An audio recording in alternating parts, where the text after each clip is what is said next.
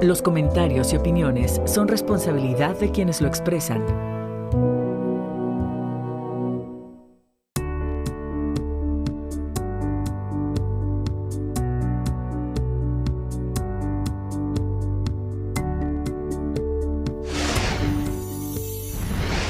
Los sismos le han pegado duro a México. Pero, ¿a qué se debe esto? ¿Es verdad lo de la famosa falla de San Andrés? ¿Que existe realmente un movimiento trepidatorio y oscilatorio o todos los terremotos tienen ambos? De esto vamos a platicar más adelante. Yo creo que vale la pena que se quede con nosotros desayunar. Bueno, que nos invite a desayunar usted a su casa y que juntos descubramos muchas más cosas acerca de los sismos. Hoy un especialista aquí en 30 minutos.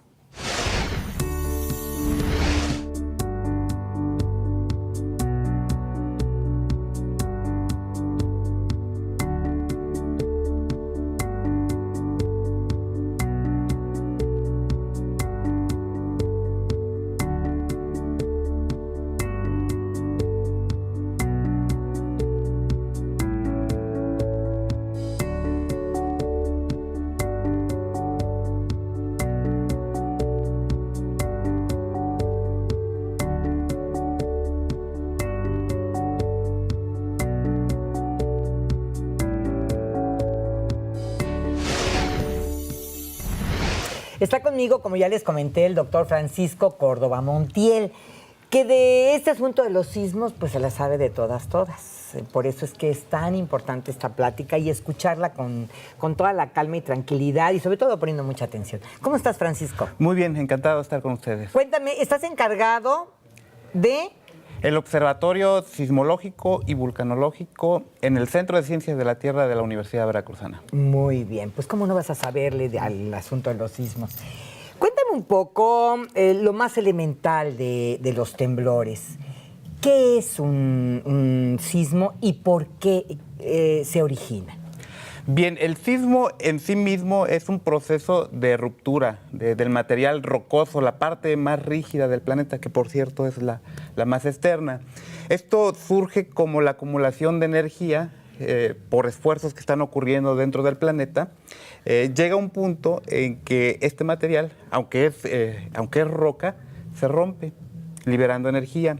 Como consecuencia genera ondas sísmicas, que es lo que nosotros asociamos inmediatamente al temblor. Para nosotros muchas veces el temblor son las ondas sísmicas, pero hay que considerar que es un proceso que empieza desde la acumulación de energía hasta que llega un punto que hay un rompimiento y en consecuencia las ondas sísmicas propagándose a través del planeta. Muy bien. ¿Por qué hay lugares donde es frecuente que tiemble? Por ejemplo, Chiapas, Oaxaca, incluso Veracruz.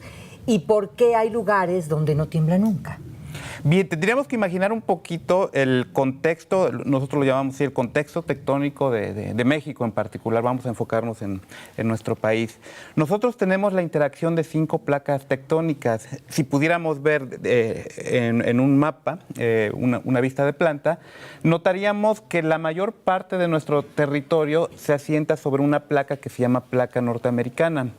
Pero esta placa norteamericana tiene interacción con otras 4 placas. Entonces, estas zonas de contacto de estas placas, que son algo así como gajos de una pelota que forman la cáscara del planeta, se están moviendo, están interactuando entre ellas, se mueven entre ellas de ciertas maneras, a veces convergen, que es un proceso muy conocido para las costas del Pacífico. Todos hemos oído hablar de la subducción de la placa de Cocos debajo de la placa norteamericana. Lo mismo pasa con la placa de Rivera, que es prácticamente los estados de Michoacán, Oaxaca, Guerrero, Chiapas, etcétera, etcétera. Ahí es una zona que por naturaleza, precisamente por este movimiento que surge al interior del planeta, se van a estar generando sismos permanentemente y particularmente los sismos más grandes se producen en esta zona. En la península de Baja California también ocurre un proceso tectónico, pero las placas simplemente están en contacto una con otra. literalmente no chocan. Ajá. No chocan, pasan una de lado. Yo creo que en algún caso hemos visto alguna proyección donde se nos ha dicho que en un momento dado se va a separar la península. Sí, eso se ha comentado. Sí. Efectivamente es por ese tipo de movimiento. Y hay otro tipo de movimientos que se da principalmente en los océanos, en la corteza oceánica, donde las placas tectónicas tienden a separarse. Esto permite que el material interno de la Tierra ascienda, que es propiamente magma, y forme nueva corteza. Entonces tenemos básicamente esos tres procesos. Muy bien. Sí, es un lugar común también esto de la famosa falla de San Andrés. ¿Tiene que ver esto? ¿Es real con respecto a los sismos? No, en lo absoluto. Efectivamente, sí existe una falla importante ubicada en esa región del planeta, pero su extensión no va más allá ¿De dónde a dónde? Lo que es el noroeste de Estados Unidos, hasta la península de Baja California aproximadamente. O sea, no baja al Pacífico. No baja hasta las costas del Pacífico. Oh. Sí, por ahí hemos visto cómo circulan notas donde se argumenta que va a haber un sismo importante y la razón es precisamente esta falla San Andrés. Es imposible. Es imposible. El extraer petróleo, se dice que también, aunque se rellena, digamos, quedan partes que no reciben material suficiente y que por eso se dan también estos asuntos como de reacomodo de la tierra. ¿Es verdad? Hay un debate muy profundo en ese sentido. Hay que tomar en cuenta también que, por ejemplo, en Veracruz tenemos estaciones que están estudiando el movimiento del planeta, los sismos, y que en algún momento dado estos eventos que normalmente registramos obedecen básicamente a procesos tectónicos de gran escala. Cuando se hace este tipo de técnica de fracturamiento, las profundidades no son muy grandes. Si lo revisamos, andan en el orden de los 5 kilómetros. Hacia abajo. Hacia abajo. En sismología, si nosotros nos enfocamos, por ejemplo, y pongo un caso muy particular, se dice que tuvimos un sismo en 1920, un sismo somero. Para la sismología, un sismo somero son 10 kilómetros, 15 kilómetros. O sea, chiquito. Es poca profundidad. Tú dices un sismo, ¿es hacia abajo? Es correcto. Todos los sismos son hacia el interior del planeta. Ok. Nosotros estamos parados encima de ellos, por decirlo así. ¿Este era muy grande o muy chiquito? No era muy grande. Magnitud en el orden de 6,4. Sin embargo, era poco profundo. Okay. Lo que quiero que se vea es que la profundidad, bueno, es fácil decir 10, 15 kilómetros. Pareciera poco para la sismología. No, pero para abajo. Pero sí es mucho. Comparado con estos puntos donde se hace este tipo de fracturamiento, pues habrá que ver.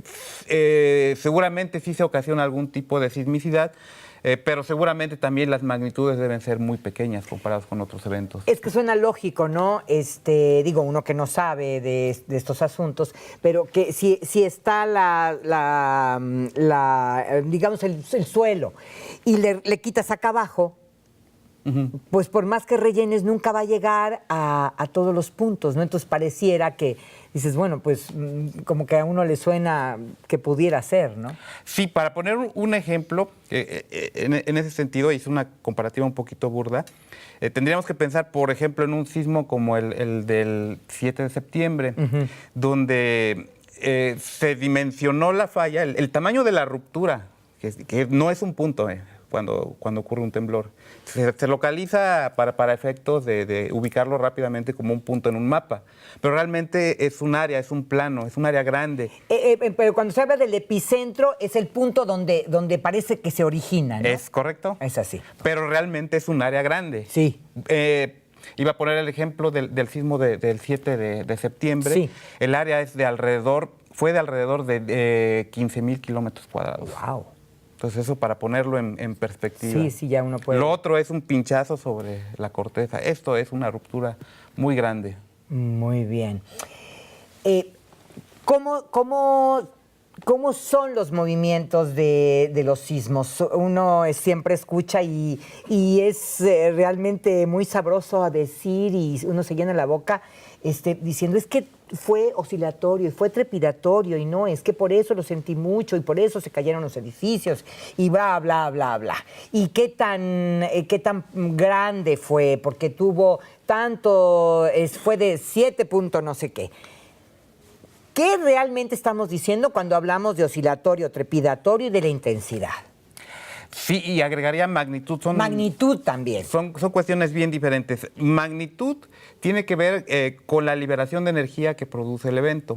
La magnitud es única. Estemos donde estemos, en cualquier parte del planeta, eso es una característica intrínseca del temblor. Pero ¿en qué nos afecta? O sea, ¿dónde vemos la magnitud? Se ve principalmente cuando nosotros vemos los daños en la zona muy cercana al epicentro. Ok. Pero yo ya he escuchado alguna ocasión que dicen es que no, la magnitud aquí fue de tanto, diferente a la magnitud que se percibió allá cerca del temblor. No es cierto, la magnitud es la misma. La magnitud no es lo que se mide en la escala de Richter. Sí, bueno, es una escala que ya cayó en desuso. En general podemos hablar de magnitud y es perfectamente adecuado. Ok. Pero esa magnitud, insisto, es un parámetro físico. Es cuánta energía libera. El ejemplo más inmediato, una bomba atómica, ¿cuánta energía libera? Ya. Es para dar una idea. Lo que es más común y es totalmente adecuado es hablar de intensidades. La intensidad es una percepción de la gente de cómo sintió el temblor. Lo podemos ver en Jalapa, muy a propósito del sismo del 19. No todos lo percibimos igual. Unos dicen que se sintió terrible, otros muy fuerte. Y otros ni lo sintieron. Y otros ni lo sintieron. Pero eso depende de muchas condiciones. Por otro lado, lo que tiene que ver con los movimientos, imaginemos que los sismos, como comentábamos hace un rato, ocurren al interior del planeta, en la corteza, que es, por cierto, la cascarita. Es difícil de imaginar, pero podríamos pensar en un huevo, donde el cascarón es, en analogía, la parte dura del planeta. Correcto. Es una cosita muy delgada.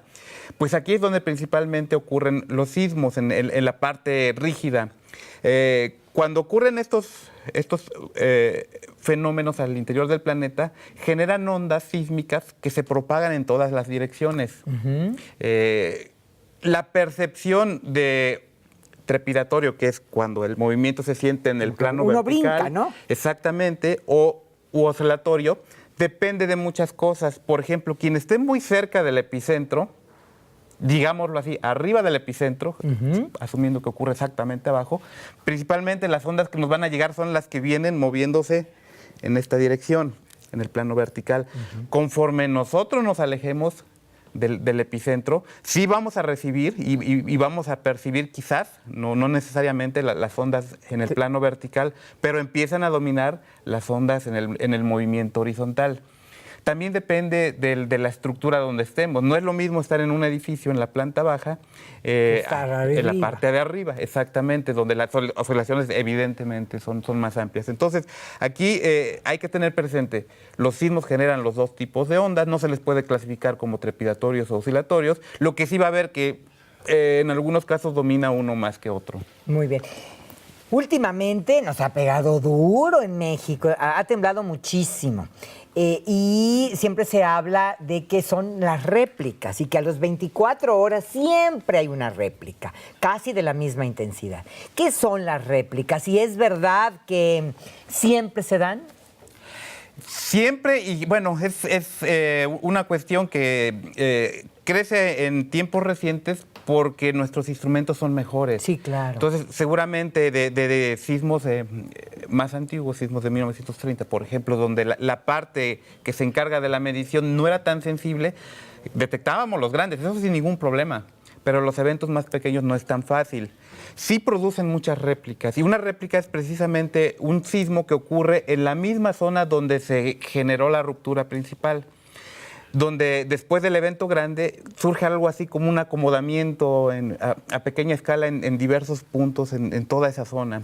Esas son las réplicas, que si las va a ver en 24 horas, las puede haber inmediatamente ocurrido el sismo. Y puede ser una o muchas.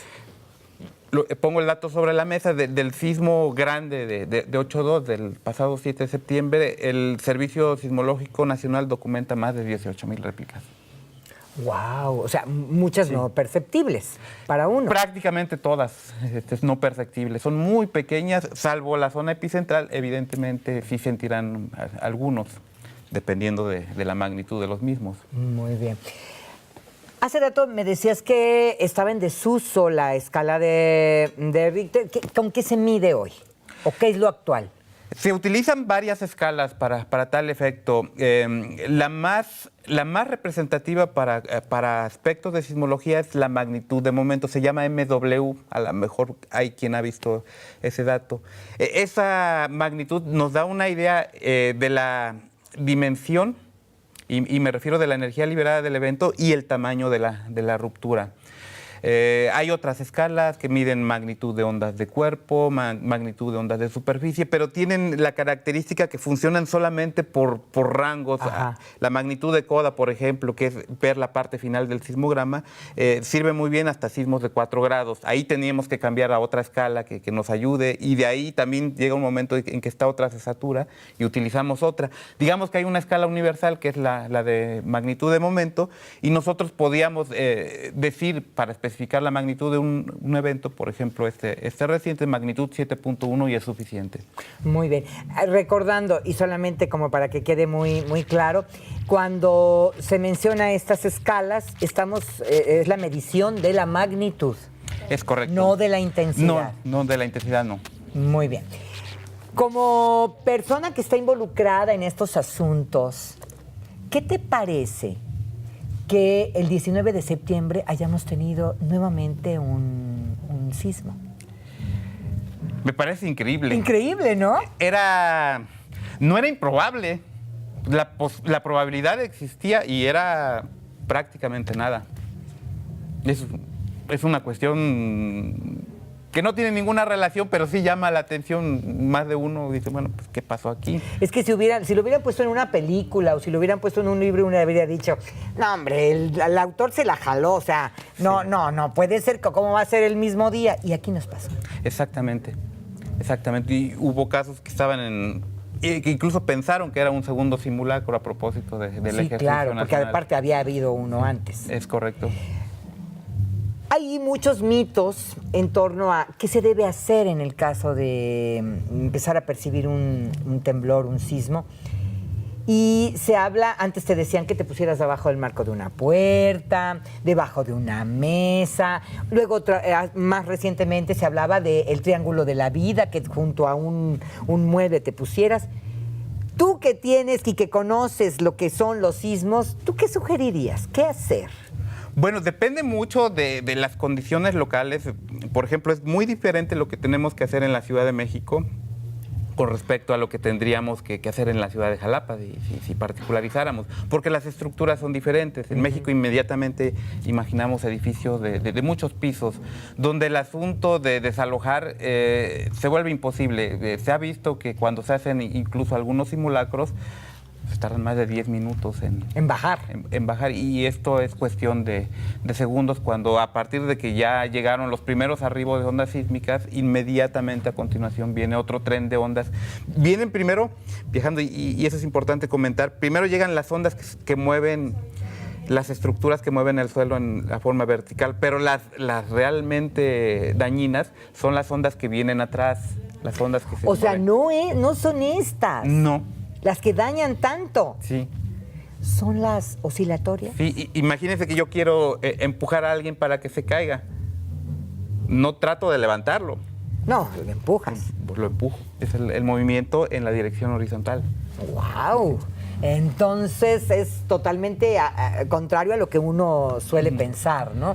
Entonces, bueno, ¿encuentras realmente una posibilidad real de sobrevivencia utilizando alguna técnica, buscando algún refugio en la propia estructura bajo la que estás para salir adelante de un sismo? Es que debería haber una planeación, el conocimiento de las estructuras que precisamente de estos ejercicios de simulacro deberíamos obtener. Por ejemplo, ¿cuándo es realmente viable una evacuación? pensando en un edificio muy alto, pues va a ser difícil. La regla sería establecer quiénes sí tienen que desalojar inmediatamente y quiénes de plano tendrían que buscar sitios seguros. Pero aquí la parte difícil es cómo identificamos en un edificio cuál es la parte más segura. Claro. Algunos dicen que son las escaleras, de repente vemos videos donde lo primero que se cae es la escalera. Necesitaríamos tener una historia constructiva de cada uno de los edificios. En el caso de las ciudades que no tienen edificaciones tan altas, pues lo conducente sí es evacuar, dado que el diseño sísmico no ha tenido el mismo auge que, por ejemplo, la Ciudad de México, donde sí se contemplan reglamentos muy específicos para construir, y la filosofía es que las estructuras soporten el evento. Si después son habitables o no, eso es lo de menos. Es otro boleto, claro. ¿Tú qué haces cuando percibes un sismo? Wow, por la responsabilidad, ha sido complicado en estos recientes porque inmediatamente entiende uno el compromiso, sobre todo la parte de mantener informada a la población. Pero la regla de oro es desalojar en cualquier sentido. Entonces, me pasó el 19 de septiembre, teníamos los estudiantes trabajando. Sí, porque era hora hábil. Exactamente, vieron las pantallas, no querían desalojar, estaban viendo en vivo el movimiento, veíamos las trazas en las pantallas, pero sí la instrucción fue desalojar, tal como nos lo marcan nuestras autoridades. Claro, esperamos unos cuantos segundos y si no vemos daños importantes, regresamos inmediatamente porque entendemos el papel que tiene en este caso la Universidad Veracruzana. ¿Cuál es el nexo que tienen ustedes con las autoridades, por ejemplo, de Protección Civil y del Gobierno del Estado para ayudar, para proporcionar información? ¿Cómo lo hacen? Aquí hay un caso de éxito porque en Veracruz opera una de las redes sismológicas más importantes de México. Y esta red es posible porque intervienen tres grandes actores, que son el Servicio Sismológico Nacional, la Secretaría de Protección Civil de Veracruz y la Universidad Veracruzana. Son proyectos que, como no tienen fines de lucro, de repente no se consigue fácil el apoyo. Sí, el recurso, claro. Sin embargo, se ha mantenido por beneficio común. De esta red nosotros tenemos información muy valiosa. Por ejemplo, el Servicio Sismológico incluso toma datos de esta red para hacer sus cálculos y reportarlo a través de su página.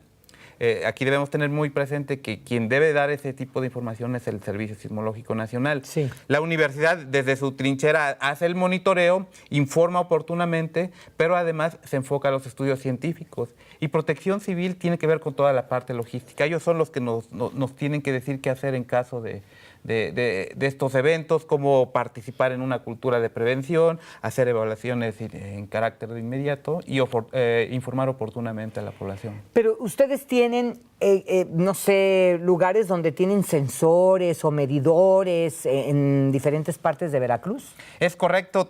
Comentaba yo hace rato esta red sísmica que, por cierto, está integrada. Es una red regional porque abarca prácticamente todo el estado de Veracruz. Estamos desde Tempoal hasta el municipio de Luxpanapa. Son 6 redes son 6 estaciones que se añaden a 2 que ya tenía el Servicio Sismológico. Y esto surgió porque conocemos la historia sísmica de Veracruz. Si echáramos un vistazo al siglo pasado, 3 eventos importantes y con grandes pérdidas humanas. El sismo de 1985 en primer lugar. Claro. Segundo lugar, el sismo de Jalapa de 1920. Que acabó casi con todo el centro, ¿no? En la zona centro ¿Sí? se reportaron daños importantes. Desapareció Cozautlán, por ejemplo. Jico y Teocelo recibieron daños importantes. Y el tercero más importante es el del 28 de agosto de 1973, el sismo de Orizaba. Ah, claro. La lección es, en Veracruz en general, ya no podemos decir que no tiembla tanto, porque ahora que tenemos estas estaciones estamos viendo cosas que no imaginábamos. Un temblorín constante. Sí, es correcto. Pero tampoco tiembla tanto como las costas del Pacífico, donde estamos viendo todos los días eventos. O sea, ahí sí les va como en feria. Todo el tiempo está temblando, por decirlo de alguna manera. Y es normal. Y es parte de la zona. Sí, sí, la gente debe estar acostumbrada a vivir bajo esas condiciones. Ese es el marco tectónico de ellos. Sí. Nuevo León no tiembla, ¿no? Sí tiembla, de hecho se está en un proceso a nivel nacional de colocar más estaciones para monitorear otros puntos que históricamente no se habían tenido equipos, porque se pensaba que no había sismicidad. Sí hay, pero muy leves a lo mejor, ¿no? Sí, es menor, es muy diferente la sismicidad. ¿Dónde, por ejemplo, podríamos pensar en que, bueno, a lo mejor tiembla, pero casi nadie se da cuenta? Aquí en Veracruz, ¿Aquí en Veracruz? en el No, norte aquí no. de Sí, Veracruz. Pánuco, no sé, Tuxpan. Sí, ocasionalmente, aunque ellos han documentado que efectivamente estos eventos grandes, que por el tamaño, pues sí los alcanzan a percibir. Pero en la República Mexicana, ¿dónde no temblará, por ejemplo, por decirlo así? Chihuahua, Chihuahua. Coahuila, Ajá. Nuevo León, que tampoco es cierto, están haciendo esfuerzos importantes en la Autónoma de Nuevo León por ampliar su red de monitoreo. Y aquí esto es importante porque vamos a tener un mejor conocimiento en la medida que tengamos más instrumentos. La sismología en eso se basa. Sí, claro, en la novedad y en la sensibilidad de los instrumentos Es para correcto. medición, ¿no? Francisco, yo te quiero agradecer mucho que hayas accedido a venir y que nos hayas platicado todo esto, porque finalmente uno en México se necesita una cultura en este sentido, conocer los sismos, saber de lo que estamos hablando cuando se escucha la palabra y sobre todo saber qué hacer en un momento dado cuando empezamos a percibir que está temblando. Todo el mundo grita, todo el mundo se alerta, pero es chistoso, incluso hasta cómico, que unos jalan para allá, otros jalan para acá, otros se meten. O sea, nadie sabe exactamente bien a bien qué hacer. Gracias. Para servir. Que te vaya Un muy placer, bien. muchas gracias. Y bueno, muchas gracias a usted que ha hecho favor de acompañarme en este 30 minutos. Nos vemos en la próxima.